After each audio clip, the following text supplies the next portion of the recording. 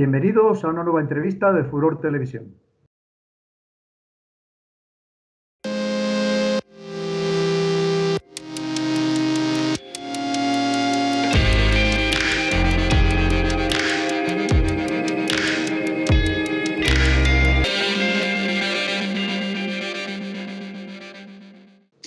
Pedro Baños, coronel del Ejército de Tierra en Reserva, diplomado del Estado Mayor, ex jefe de Contrainteligencia y Seguridad del Cuerpo del Ejército Europeo y autor de dos grandes libros como Así se domina el mundo y El dominio mundial. Lo primero, agradecerle que esté aquí en Furor Televisión en estas circunstancias además tan adversas. Encantado, Sergio. Es lo que nos toca, estar en casa y teletrabajar, así que sin ningún problema. Aclarar primero, para quien no se haya enterado, aunque creo que todo el mundo es consciente de ello, de que la entrevista la estamos haciendo por videoconferencia debido a las restricciones lógicas tras la propagación de la pandemia del COVID-19 y siendo así las recomendaciones gubernamentales con la declaración del estado de alarma. La primera pregunta es obligada por la coyuntura que nos toca, y es que en tu libro, en Así se domina el mundo, dices que uno de los errores frecuentes de la geopolítica es no estar preparado para lo inesperado. ¿Cómo crees que es posible que sociedades y estados del primer mundo no estuvieran preparados para la eventualidad del coronavirus? Quizá porque habíamos entrado en un estado de gran comodidad. Somos unos privilegiados dentro del ámbito planetario y probablemente estén más preparados, a lo mejor, algunos países que sufren habitualmente este tipo de epidemias, de verdaderas pandemias que sufren, por ejemplo, algunos países africanos donde fallecen cientos de miles de personas por enfermedades que a nosotros nos resultan tan banales simplemente como puede ser cualquier episodio diarreico, por no hablar de otras enfermedades como puede ser la malaria o la tuberculosis, que evidentemente aquí tenemos superadas en nuestros países. Y a lo mejor, como digo, precisamente por no haber tenido desde hacía mucho tiempo una situación de esta naturaleza, pues a lo mejor no estábamos preparados. Es verdad que en algunas estrategias de seguridad nacional de algunos países, yo estudié en profundidad algunas de ellas, estando todavía en activo, por ejemplo, las del Reino Unido, tanto ya en la de 2008 como la de 2010, hablaban de que las pandemias podían ser una de las 3 o 4 principales riesgos o amenazas de seguridad nacional. Incluso él hablaba en la de 2010 que eso podía llegar a provocar una pandemia de esta naturaleza entre 50.000 y 750.000 fallecidos en el Reino Unido. Lo que pasa es que, como muchas de estas cosas, hay veces que se queda en papel mojado, que sobre el papel está muy bonito, pero que luego detrás no hay una estructura o un presupuesto o una preparación que digamos que haga que estemos preparados para este tipo de coyunturas. Y además, sobre todo, muchas veces también hay que tener en cuenta que también hay que tener unas reservas económicas. Los países, porque ahora lo vamos a ver en general en los países que lo estamos sufriendo, muy especialmente los europeos, que aquellos países que no tuvieran esas disposiciones económicas, esos grandes fondos de reserva y que por lo tanto tengan que acudir a la deuda externa, a incrementar en algunos casos ya su gigantesca deuda externa, eso va a hacer desde luego a causarles una profunda debilidad, más de la que probablemente ya tenían. En enero del año pasado, ya que comentas el tema de digamos, las consecuencias económicas de la pandemia, tú ya vaticinabas una nueva crisis económica global en la que Europa iba a sufrir enormemente. De hecho, anticipabas que tras la circunstancia debilitadora de la economía estaríamos abocados a una gran revolución. Te escuchaba decir, ¿crees que la pandemia ha acelerado las predicciones que hiciste? Sin lugar a dudas. Yo eso lo argumentaba en el segundo libro, en El dominio mundial, que lo has citado antes, en las últimas páginas, que además no lo decía yo, me basaba, porque yo no soy economista, pero sí me basaba en los principales economistas mundiales y sobre todo, muy importante, en las declaraciones de los principales dirigentes de los grandes grupos de inversores y de capital riesgo. Había algo que se veía venir, que no sabíamos si podía ser 2020, 2021, se daba un plazo como máximo de 2 años para que esta recesión, como mínimo, cuando en una crisis económica profunda, surgiera. Y lo que es cierto es que la crisis del coronavirus lo que ha hecho es acelerar, como bien has dicho, este proceso. Va a ser una verdadera catarsis que no sabemos exactamente en qué va a desembocar, pero en cualquier caso la sensación que da es que va a producir una profunda diferencia social interna, tanto de las naciones como también un nuevo mundo en el ámbito geopolítico y geoeconómico. Claro, sobre la cuestión geopolítica me parece muy interesante saber cuál va a ser el mundo que quedará después de todo esto y cuáles van a ser las consecuencias, bueno, pues intrínsecamente geopolíticas, ¿no?, de esta pandemia. Probablemente lo que estamos viviendo es un nuevo capítulo dentro de ese enfrentamiento que ya existía previamente entre China y Estados Unidos, un Estados Unidos que se veía como potencia decreciente, frente a una China que estaba cogiendo un poder enorme en todos los ámbitos, principalmente en el económico y tecnológico, con una importantísima expansión en todo el planeta, y que probablemente lo que estamos viviendo, como digo, es un nuevo episodio o una nueva fase. Estamos a lo mejor en el primer episodio de esta nueva fase, porque yo creo que nos quedan muchos capítulos por ver de este enfrentamiento, porque desde luego esto, como digo, va a convulsionar completamente el espectro geopolítico, y una vez más el gran enfrentamiento va a estar entre las dos potencias principales actualmente en el mundo, entre China y Estados Unidos. Mientras tanto, pues en Europa, ¿cómo vamos a quedar? Pues como desde luego, como no adoptemos medidas comunes en todos los ámbitos, sanitarios, fiscales, laborales, económicos, de migración, de movimiento de personas, que probablemente sea el momento. Yo creo que tenemos que aprovechar estas crisis para verlos una oportunidad para refundarnos esta Unión Europea, que creo que nos hace mucha falta, unirnos, porque desde luego si no vamos a ser nosotros probablemente los que una vez más paguemos las consecuencias, como ya nos pasó en su momento con la crisis que comenzó en 2008 en Estados Unidos. Tú conoces además de cerca a la sociedad y la administración china, ya que hablamos de la batalla entre los dos bloques, y de hecho estuviste impartiendo formaciones, incluso pronunciando el discurso final de curso ante la cúpula militar china.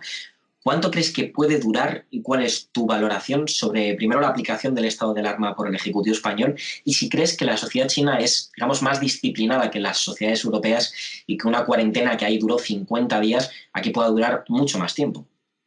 No tiene nada que ver nuestra sociedad con la suya. Es decir, hay que tener en cuenta que aunque nosotros pensemos que somos el cenit de la civilización, apenas somos 500 millones de personas, los europeos, frente a otros 7.300 millones de habitantes que hay en el planeta. Y además con unas idiosincrasias, unas maneras de entender la vida, con unos valores y principios completamente diferentes, y este es el caso evidentemente también de China y de los chinos. Yo siempre pongo como ejemplo que para que entendamos la dificultad para comprenderles, hay que entender que cada una de sus palabras, que en realidad son signos, tiene al menos 5 entonaciones. Es decir, eso ya, y sabes que además el lenguaje lo que nos hace es nos proporciona una estructura mental, o nos crea una estructura mental. Y por tanto hay que tener en cuenta además la historia también, porque esa idiosincrasia está muy relacionada con la historia y la cultura de los países. Hay que pensar que China pasó de ser un país dominado pues, por los grandes emperadores, y pasó prácticamente de eso directamente al sistema comunista. Es un país que está acostumbrado a obedecer, que además inmediatamente reacciona como un todo, que también es una lección que está demostrando esa unidad, esa solidez como país. Y mientras tanto, pues precisamente por esas libertades que nos ofrece el sistema democrático, que bendito sea, por supuesto, y ojalá no desaparezca tal y como lo conocemos, pues evidentemente aquí somos más reacios a cualquier tipo de imposición por definición. Y dentro de eso los españoles todavía mucho más reacios, porque tenemos bastante de anárquicos todos nosotros. La sangre latina, ¿verdad? Efectivamente.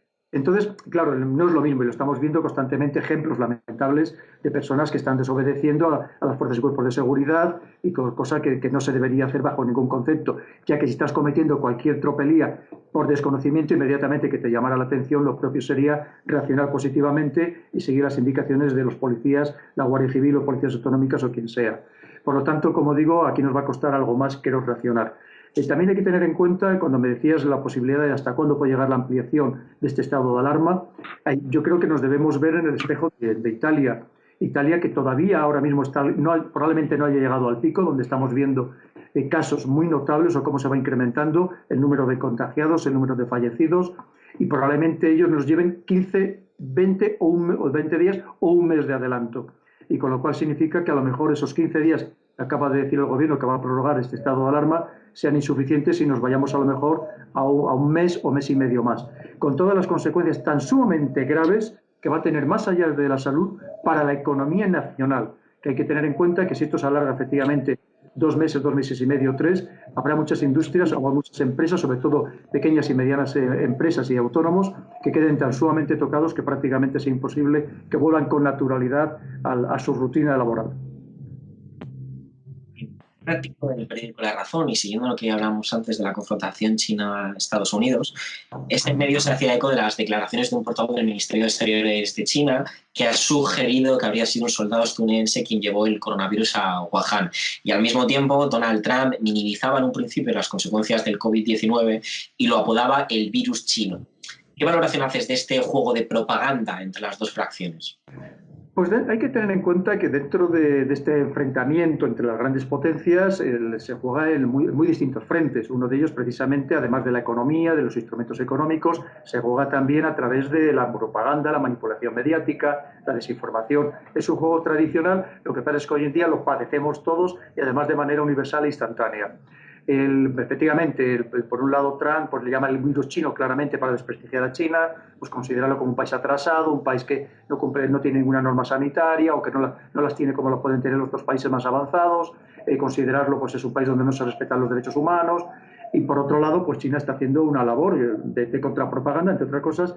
Parte de esa labor de contrapropaganda es pues, traernos material sanitario, traer personal sanitario a Italia, a España, a Francia, a Bélgica, y probablemente pues, lo seguirá intentando expandir no solamente desde forma gubernamental, sino incluso a través de sus grandes empresas como es Alibaba, Huawei, Xiaomi, que están haciendo grandes donaciones también a los países europeos más afectados actualmente por el coronavirus. Incluso vemos que también hay quien ya dice, no, la culpa de Rusia, ¿no? Porque claro, evidentemente, ahí aprovechando, pues también metemos de paso en el saco a Rusia y así pues intentamos desembarazarnos de aquellos grandes rivales geopolíticos. Este es un juego que realizan todas las grandes potencias, a uno nos afecta más que a otros, en el sentido de que aquí recibimos la información procedente básicamente de un solo conducto, pero que, como digo, esto es un juego que se realiza y que además, por supuesto, también iremos viendo distintos episodios porque tampoco va a parar ahí. Siempre que hay, digamos, coyunturas excepcionales, surgen las conspiraciones, muchas que se fundamentan en hechos empíricos y otras que a lo mejor son más bien desviaciones o cosas ajenas. Esto que se está planteando ahora y que, como te comentaba, decía el portavoz del Ministerio de Exteriores, de que de alguna forma Estados Unidos o el ejército estadounidense podría estar detrás de este COVID-19, ¿tiene algún tipo de credibilidad? Es difícil saberlo. Mira, también saber lo que pasa en general, las conspiraciones, o incluso vamos a relacionarlo con el miedo, es fruto también muchas veces de la falta de información, de la falta de transparencia de los gobiernos, y no hablamos exclusivamente de gobiernos autoritarios. Piensa que aquí hemos recibido mucha desinformación. Al final todavía no sabemos si hay que ponerse la mascarilla o no hay que ponerse la mascarilla, porque nos han mareado con este tema, que si sí, que si no, que si no, que si sí.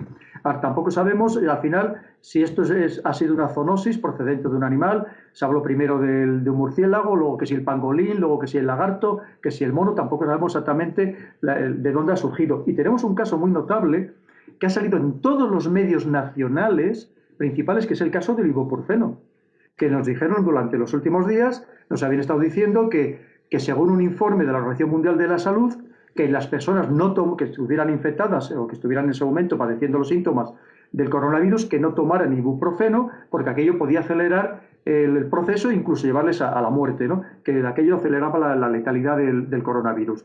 Y además, como digo, en algunos de los principales medios nacionales. Y en cambio, hace un par de días oía a la señora Neira, a la doctora Neira, la española que tenemos, uno de los altos cargos de la Organización Mundial de la Salud, que decía que todo había sido una mala traducción del inglés, donde había una doble negación, y que esa doble negación parece ser que surgió en un medio francés, en un medio muy importante francés, y que de ahí lo interpretaron como una afirmación y a partir de ese momento pues dijeron pensaron que el ibuprofeno no era bueno. Y el otro día lo desmentía la doctora Neira. Quiere decir que claro, como muchas veces no vamos a crear, o no se van a crear teorías de esta de la conspiración, cuando efectivamente hay una gran desinformación y sobre todo una desinformación muy ambigua, en algunos casos contradictoria, y que efectivamente pues esa falta de transparencia pues hace que surjan todo tipo de comentarios. También es verdad que también hay quien aprovecha este tipo de situaciones y además en el caso concreto de lo que tú comentabas hay que pensar que esas declaraciones fueron realizadas por algunas de las autoridades chinas y concretamente por algún embajador chino. Es decir, que estamos hablando de autoridades que se supone que son competentes. ¿Qué hay detrás? Pues ¿cómo lo podemos saber? Actualmente con la información que tenemos es muy difícil y más teniendo en cuenta que además las autoridades chinas tradicionalmente tampoco se han caracterizado por su transparencia, más bien todo lo contrario por su opacidad. Y la prueba está que inicialmente tardaron tiempo, al menos 2 o 3 semanas, en reconocer lo que allí estaba sucediendo, pues como lo mismo que probablemente ahora que nos están diciendo que ya hace 3 días o 4 días que no tienen ningún contagio local, ¿cómo lo podemos saber con rotundidad cuando, entre otras cosas, lo primero que nos han estado diciendo es que una persona puede estar asintomática y estar transmitiendo la enfermedad y que además esa enfermedad tiene un periodo de incubación a lo mejor de 14 o de 20 días? Es decir, yo creo que nos falta todavía mucha información y además hay otra cosa importante. De momento también el ámbito científico tampoco se pone totalmente de acuerdo sobre cuál ha sido la naturaleza y la forma de expansionarse del virus, con lo cual todo eso da origen a que haya muchas especulaciones, que ojalá no las hubiera, pero que creo que tienen cierta dosis de lógica. Claro, completamente. Cambiando radicalmente de tema, llegaste a afirmar que el 80% de las transacciones internacionales se hacen con dólares y que quienes han tratado de cambiar la moneda de transacción han acabado mal. De hecho, en tus libros mencionas varios casos específicos. Sin embargo, China ha impuesto en su intercambio comercial con países africanos los petroyuanes. ¿Crees que en consecuencia la guerra económica que estamos viviendo entre las dos potencias acabará en una guerra convencional? ¿Y cuál crees que es el papel también de la criptomoneda en este tipo de guerras comerciales? Empezando por el final, la criptomoneda yo creo que al final está controlada por alguien. Eso de que cometemos el Bitcoin, que no saben al final si el superador es una leyenda, no sabemos quién es. Vamos a ver, la moneda es al final es el poder, uno de los principales poderes de cualquier Estado. Y entonces eso no puede estar descontrolado, eso alguien lo está controlando, eso yo no tengo ninguna duda. O sea, que no pensemos, y si estuviera inicialmente descontrolado, ya se encargarían los estados de controlarlo, las grandes potencias sobre todo. Y por el otro lado, mira, en los ejemplos históricos, y podríamos referirnos a una docena de ellos, pero a mí me gusta, por ejemplo, hablar de tres muy concretos. Por un lado serían las guerras del Peloponeso, por otro lado las guerras púnicas, e incluso la Segunda Guerra Mundial, en el enfrentamiento entre Japón y Estados Unidos, que es un tema precioso del que no se ha hablado tanto, y que al final pues, es básicamente la misma situación que hoy en día entre Estados Unidos y China. Al final, lo que te quería decir es que los ejemplos históricos lo que nos demuestran es que este enfrentamiento, que comienza siendo por una cuestión económica, por un predominio económico, termina degenerando en un enfrentamiento convencional de alta intensidad que esperemos que no degenere en el nuclear, que sería mucho más terrible, aunque es posible, no es descartable, que se llegaran a utilizar armas nucleares tácticas, entre otras cosas que no están recogidas por ningún tratado, aunque también es verdad que las estratégicas, todos los tratados que había, como era el START 3, se han roto y tampoco ahora mismo prácticamente no tienen ningún significado. En tus libros hablas incluso de cómo Macron insinuó que las transacciones internacionales las haga Europa con euros y no con dólares. Y parece que esto ha puesto también tensa la administración norteamericana, ¿no? en este juego de rifirrafe geopolítico. Macron está intentando liderar una nueva Unión Europea, reinventada evidentemente también para favorecer a su país, porque al final muchas veces es lo triste que al final no somos capaces de ver una política que satisfaga a todos los países europeos. Y entre otras cosas está hablando de lo que estás comentando del euro, está hablando también de dejar la enemistad que nos han creado con Rusia, acercarnos a Rusia, al menos en los ámbitos financiero y económico, por lo que yo también abogo. Y claro, todo eso pues, es un enfrentamiento directo claramente con Estados Unidos y con los intereses estadounidenses. Que no tengamos ninguna duda que no le interesa en absoluto nuestra aproximación a Rusia, porque efectivamente si la Unión Europea se uniera, aunque nada más fuera de esta forma, comercialmente y económicamente, con Rusia, seríamos una grandísima superpotencia que haríamos sombra a China y a Estados Unidos y casi a los dos juntos. Por eso hay mucho que hablar detrás, porque hay mucha geopolítica y mucha economía detrás. Bueno, te escuchaba, perdona que te cortara, que muchas veces parafraseabas a Harold Mackinder y decías aquello de que una relación estrecha entre la Unión Europea y Rusia se convertiría en el pivote del mundo, dominando todo el planeta, ¿no? Efectivamente, es que sería lo que decía la Tierra Corazón, esa Euroasia que se convertiría en la dominadora de todos los demás espacios planetarios. Y por supuesto, como digo, hay muchos intereses para que eso no se llegue a realizar. Lo triste es que muchas veces hay personas dentro de la Unión Europea y europeos que están actuando en beneficio de otros intereses de forma espuria que no son precisamente los intereses de los ciudadanos europeos.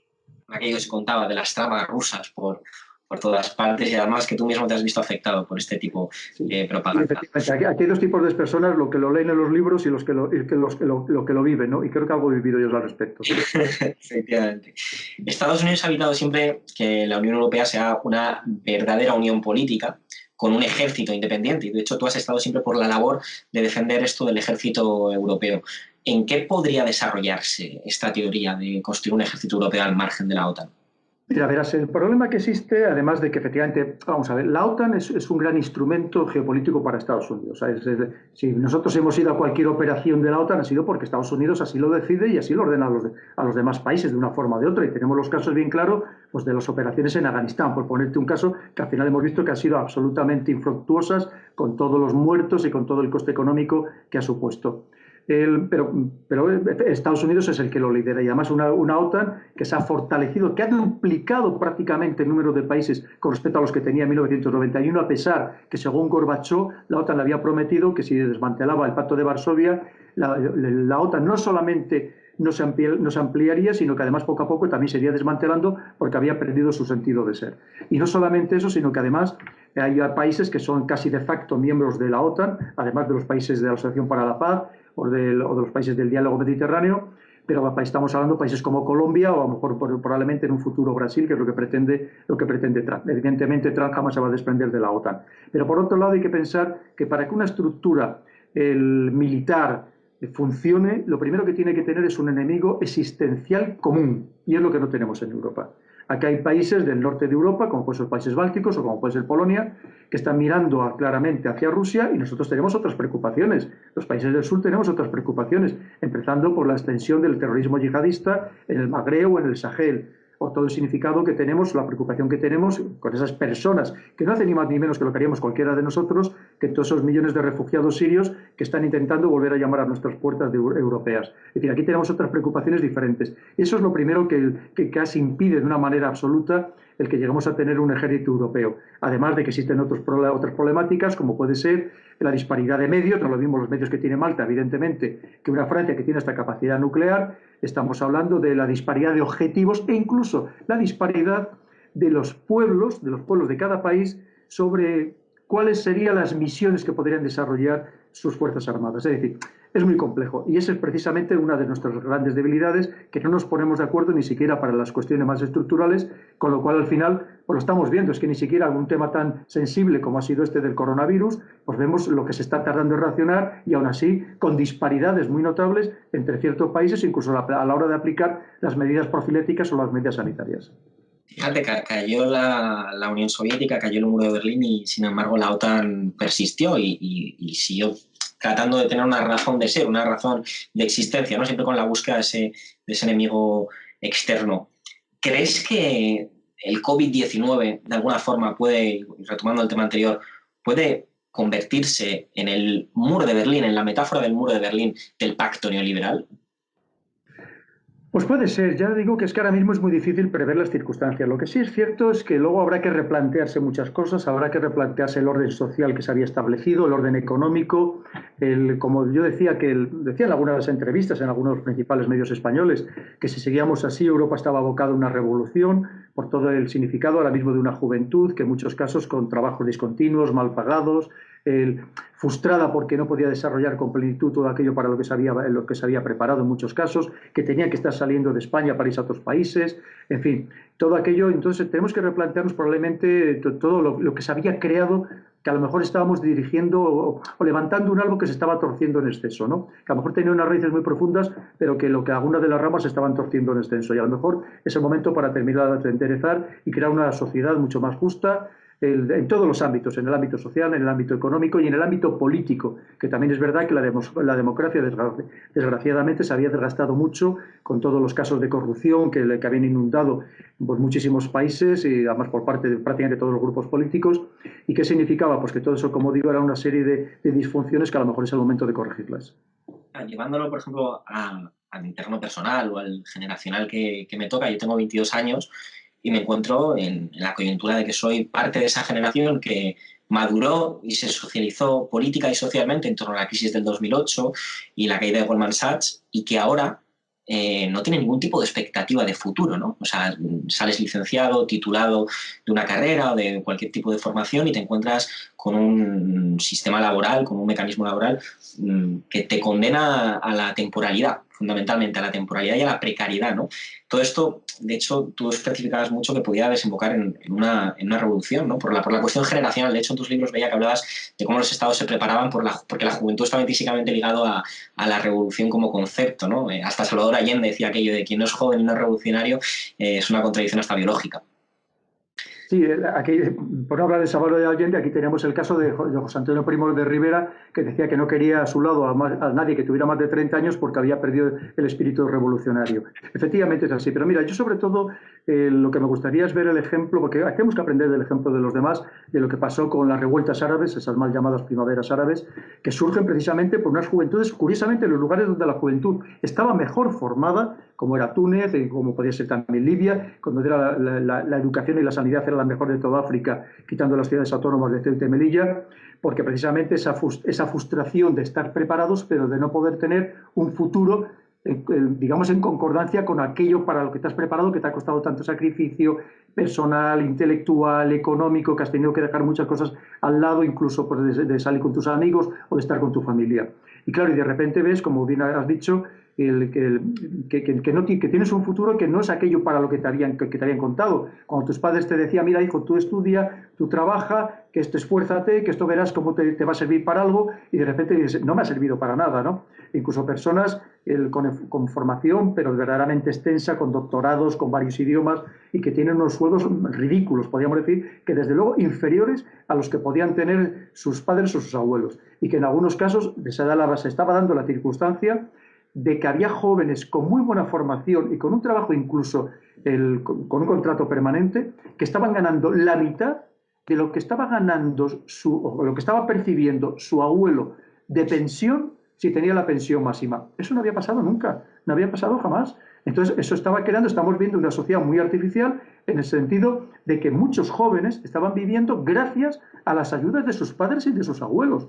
Pero los abuelos se acaban y los padres se acabarán. ¿Y qué va a hacer esa juventud? Con unos trabajos discontinuos que si los que ya tenemos una cierta edad tenemos dificultad, vamos a tener dificultades para cobrar la pensión, que eso es algo que parece que también se nos ha olvidado, porque ahora no sé de dónde va a salir el dinero, cuando hace apenas un mes estaba hablando que no había dinero para pagar las pensiones. Pero bueno, como digo, y cuando al final si no va a haber, nosotros vamos a tener dificultad para tener esas pensiones, pero es que la gente joven muchísimo más, porque ni siquiera va a cotizar un número de años mínimo para poder alcanzar esa pensión. Y por eso digo que a lo mejor es el momento de abandonar todas esas disfunciones que se estaban creando muy profundas en toda Europa, y que a lo mejor es el momento de reformar esa sociedad de tal manera que todos podamos vivir muchísimo mejor. Y además, entre otras cosas, acabar con algo que me parece una verdadera sinvergonzada, que son todos ese eufemismo de los países europeos de baja fiscalidad. Porque lo primero que debe haber en Europa es una absoluta homogeneidad fiscal, no solamente laboral, también fiscal, porque si no estamos engañando a los ciudadanos.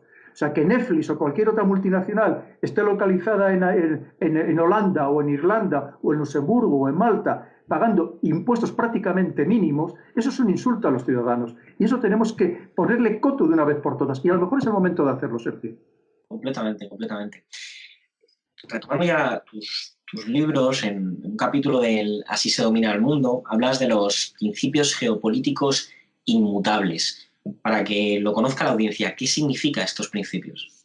Sí, hay una serie de principios que, mira, han existido a lo largo de la historia y yo creo que van a seguir existiendo siempre, por siempre jamás. Mira, precisamente el primer libro, yo quise hacer un libro eterno, un libro que se pudiera leer ahora y fuera válido y que se leyera dentro de 100 o 200 años y seguirá siendo igual de válido. El segundo es diferente, el dominio mundial, lo que trata es precisamente de todos estos problemas cotidianos, lo que estamos hablando, el problema desde la inteligencia artificial, el Big Data o precisamente esta guerra económica entre China y Estados Unidos.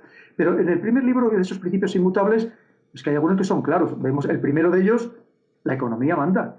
Y lo estamos viendo, al final lo que estamos viendo es un enfrentamiento económico. Y no tengamos ninguna duda que todos los conflictos a lo largo de la historia, una de sus caras, y en muchos casos la principal, ha sido económica, ha sido por cuestiones económicas.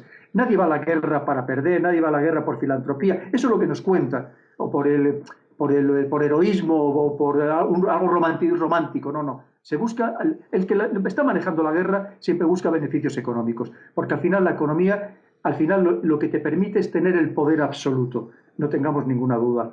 Porque lo mismo que la tecnología, cuando hablamos del dominio tecnológico de China, es que el que tiene el dominio tecnológico al final es el que vende, y el que vende es el que tiene mayores ingresos y por tanto es el que domina el mundo.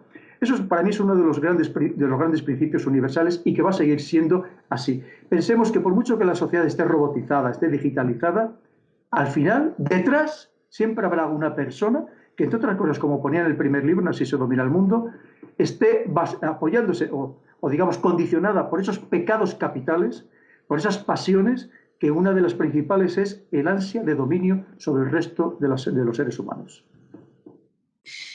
España tiene un grave problema demográfico que he visto que te ha preocupado en muchas ocasiones, y es que en 2018, por ejemplo, te escuchaba citar que nacieron menos niños que nunca antes desde el siglo XVII.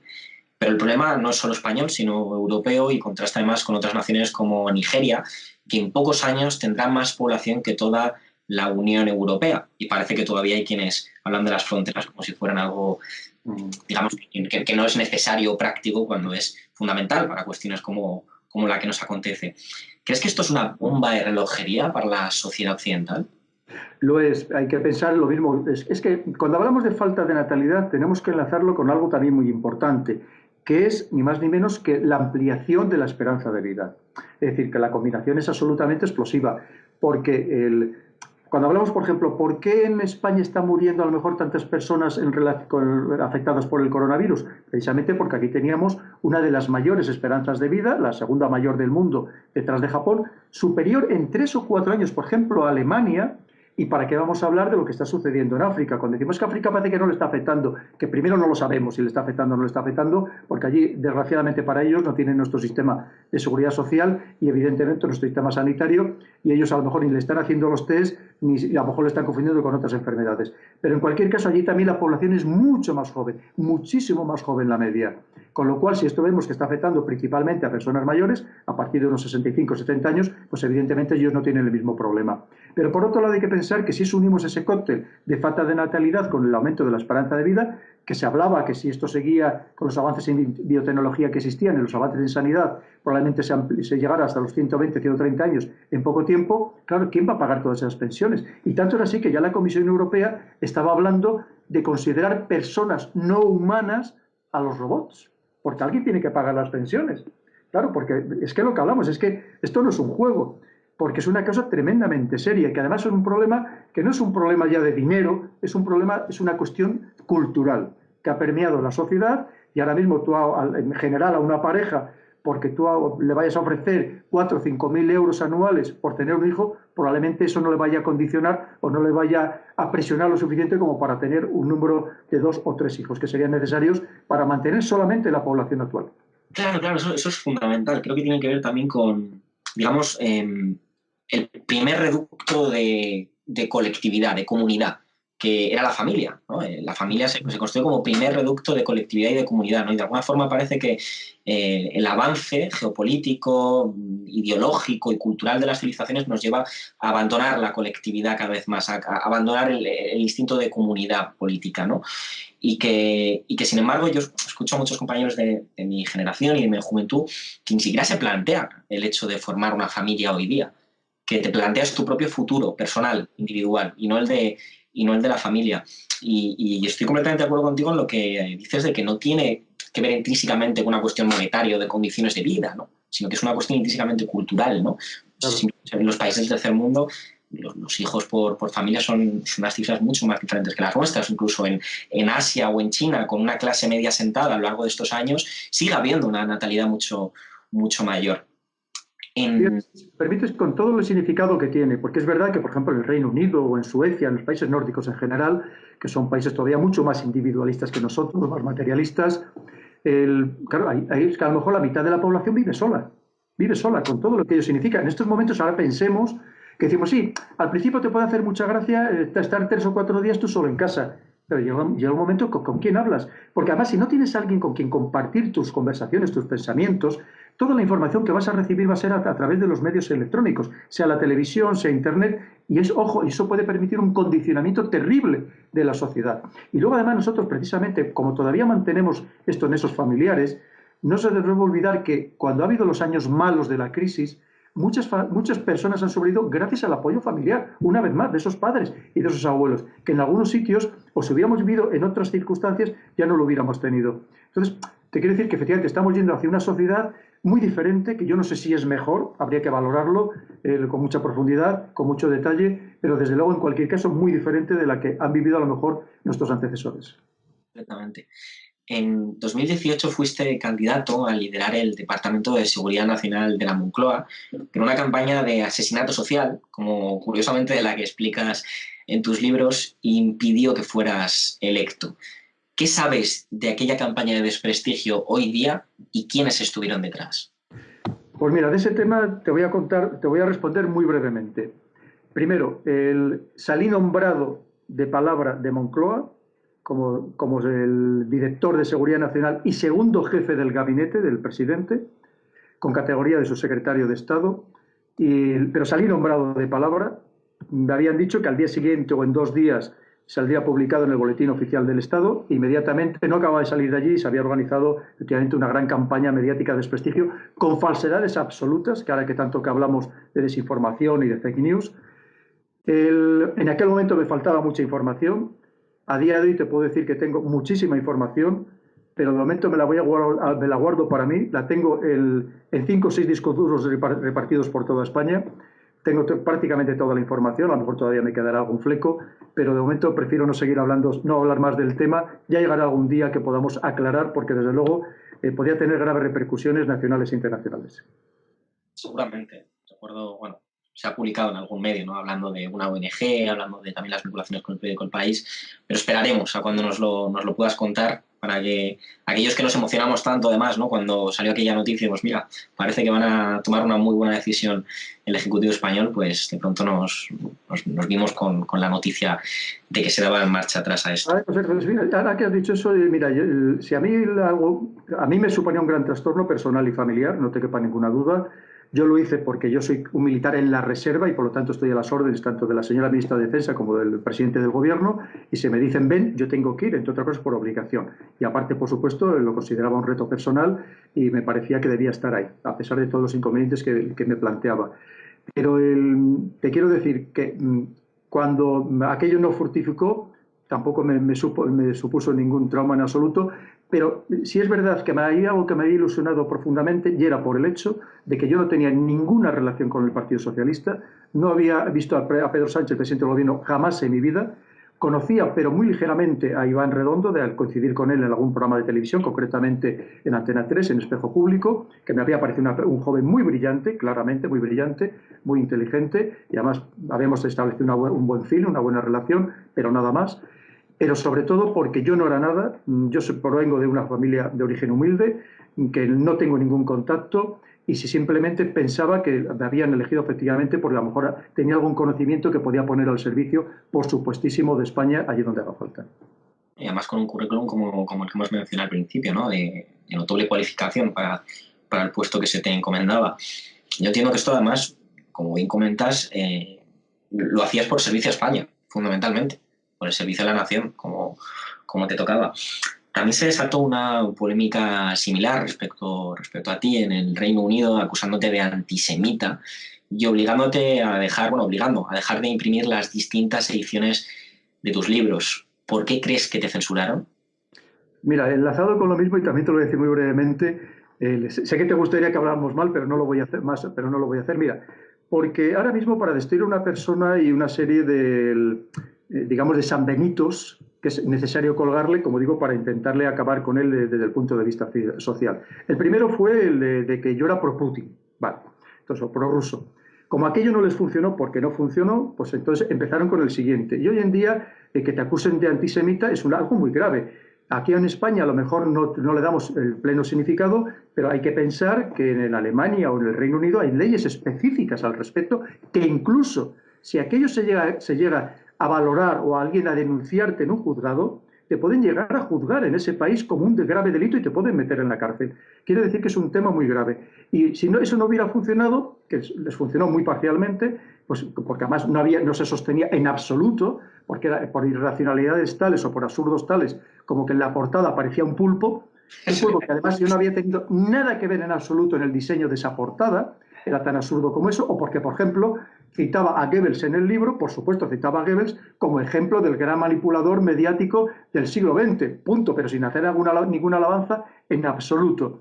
Y así todo lo demás, por sandeces similares, pero claro, inmediatamente que te cuelgan ese San Benito y esto se traslada de las redes sociales a una persona que claramente fue pagada para ello, para difundirlo en las redes sociales, inmediatamente se trasladó al periódico The Guardian, de ahí se pasó a otros periódicos y ya estaba, que también habría que saber quién está detrás del The Guardian, quiénes son los que dirigen los hilos de ese periódico, como tantas otras cosas. Yo ahora, como te digo, tengo mucha información, pero lo que no quiero, y mucho menos en los momentos actuales, crear un escándalo ni a España, ni al gobierno español, ni tampoco un escándalo internacional. Porque desde luego no te quepa ninguna duda que lo es todo lo que hay detrás.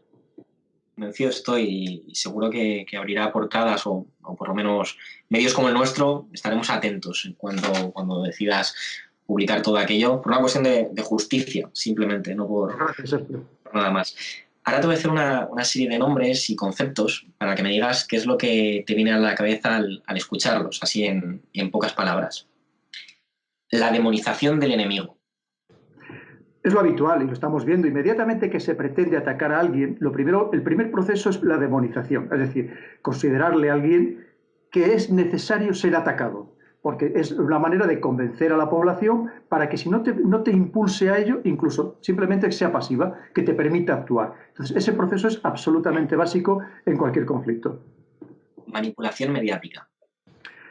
Ha existido siempre desde el principio de los tiempos, desde que existen medios, pero evidentemente hoy en día muchísimo más. Es parte de la guerra que se está librando, como comentábamos antes, y que además nos afecta absolutamente a todos, porque todos recibimos una cantidad ingente de información todos los días. La tecnología y el pensamiento único. Va a ir a mucho más. Estoy trabajando ahora mismo precisamente en ese campo y va a ir a muchísimo más, no tengamos tampoco ninguna duda. De hecho, lo que permite esta avalancha de información es que no tengamos tiempo para reflexionar, no tengamos tiempo para madurar, para tener nuestras propias opiniones. Y al final eso lo que hace es que nos condicione de una manera mucho más fácil. Porque cuando estás intentando analizar en un dato, ya te ha venido el siguiente. Y precisamente eso es también lo que permite la tecnología. Multinacionales de la guerra. Sí, hay que pensar que hay muchas multinacionales que viven muy bien a costa de la guerra, lamentablemente.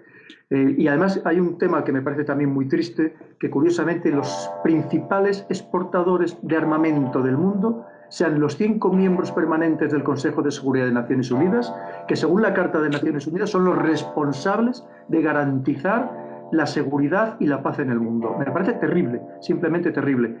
Además, este año, por primera vez, porque lo mismo precisamente por esa opacidad que hasta ahora sigue llevando a cabo China, no se la había podido incluir en la lista, pero en este año ya se la ha incluido por parte, por ejemplo, del SIPRI, este centro que es uno de los principales que analiza este tipo de cuestiones, y el que ya le ha puesto como segundo exportador de armas en el mundo, por delante incluso de Rusia. El primero sigue siendo Estados Unidos. Claro. Resurgimiento del servicio militar, que además esto ahora nos toca de cerca por Marruecos. Pues mira, en cierto modo es no dejar atrás a nadie en las sociedades. Hay que pensar que, por ejemplo, en el caso francés, hay personas que casi viven al margen ya completamente de la sociedad, que solo conocen su barrio, que casi no salen ni de su barrio. Y el servicio militar obligatorio ofrece grandes ventajas sociales. Lo primero es que no pensemos que cuando vivimos en sociedad vivimos solo para recibir o para tener derechos, sino que también tenemos que dar y tenemos obligaciones. Eso es muy importante. Y además es un momento de sociabilizar, porque todos vamos vestidos iguales, todos comemos lo mismo, todos dormimos de la misma forma, todos sufrimos en las mismas marchas o en las mismas maniobras, y eso es una manera de sociabilizar. Y algo muy importante, a lo mejor alguno de los problemas que tiene España no hubiera sucedido si hubiera existido ese servicio militar obligatorio, porque nos permitía conocer todos y cada uno de los rincones de nuestra querida patria. Hay que pensar que el que era de Bilbao iba a hacer el servicio militar a Ceuta, el que era de Barcelona lo hacía en La Coruña, y hecho eso permite conocernos todos. Y es más, como era el periodo, precisamente un periodo de noviazgo, en general, por la edad, propio de la edad, en muchos casos se producían matrimonios de otras partes de España, con parejas de otra parte de España. Y ahí tenemos el caso de países tan sumamente democráticos, los países más democráticos del mundo, como es Noruega, donde es obligatorio exactamente igual para hombres que para mujeres, exactamente igual. Y de hecho, ya recientemente hubo una fragata mandada y tripulada exclusivamente por mujeres. Y efectivamente tenemos el caso, en el caso marroquí, que es una manera también, como digo, de intentar que no se quede nadie atrás dentro de la sociedad. Bueno, el caso marroquí no estamos hablando de un servicio militar de 2 años, ni muchísimo menos. Pero yo creo que un servicio militar actualmente de 2, 3 o 4 meses, un verano, eso no le perjudicaría absolutamente a nadie, ni trastornaría a nadie. Pero en cambio le enseñaría muchos valores sociales, muchos valores de vivir en comunidad y sobre todo de saber que hay que aportar también a una sociedad que te ofrece cosas, pero que tú también tienes que aportarle algo a ella.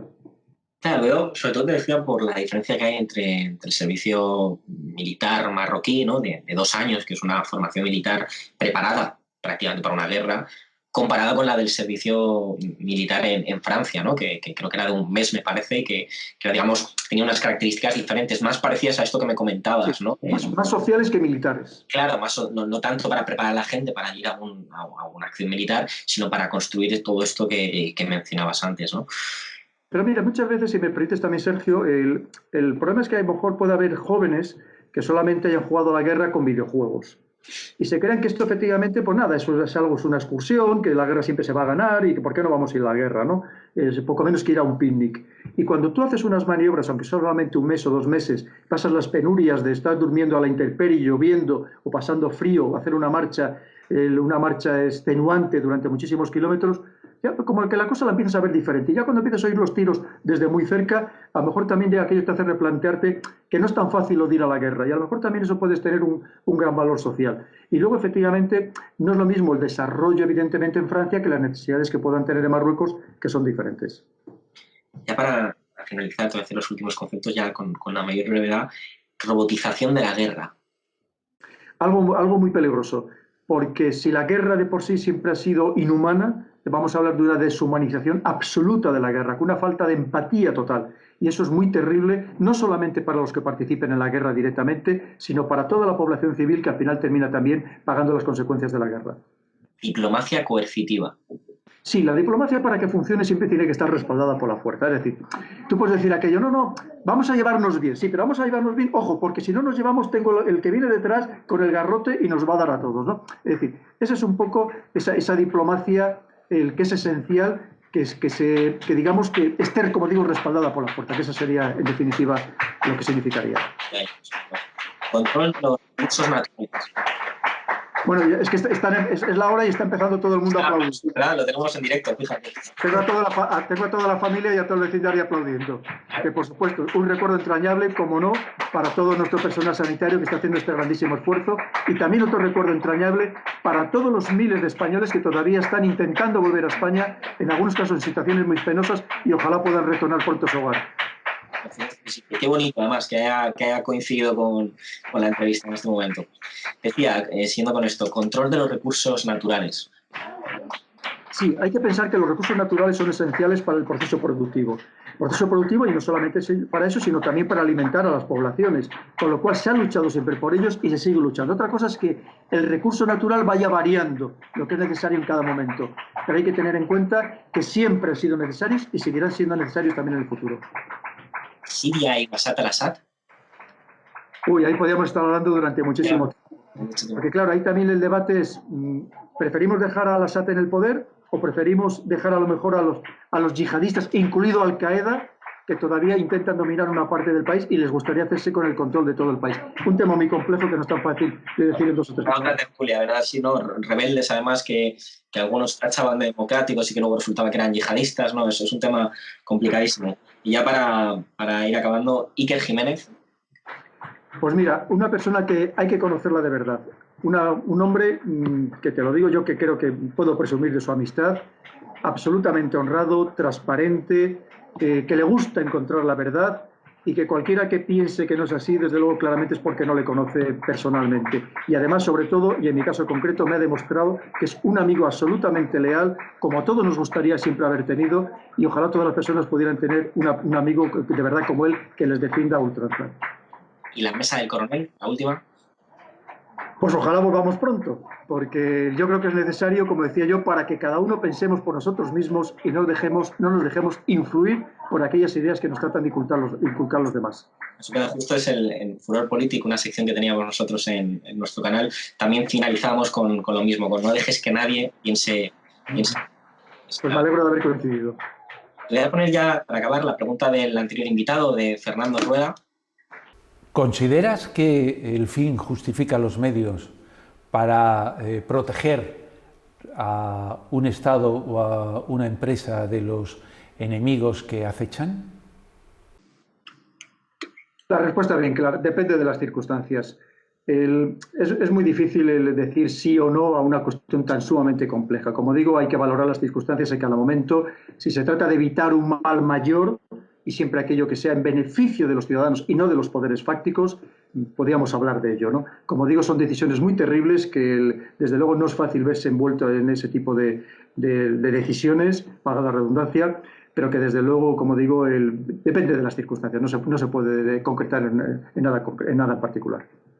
De acuerdo, Pedro. Pues hasta aquí la entrevista y te agradezco profundamente que me hayas dedicado estos 50 minutos para Furor Televisión. Un placer y ojalá conocerte pronto. Muy bien, pues ha sido un placer, Sergio. Encantado de haber estado contigo. Invitado estás cuando quieras a nuestro plató, a las tertulias y a los programas que tenemos. Un placer. Muy bien, muchas gracias.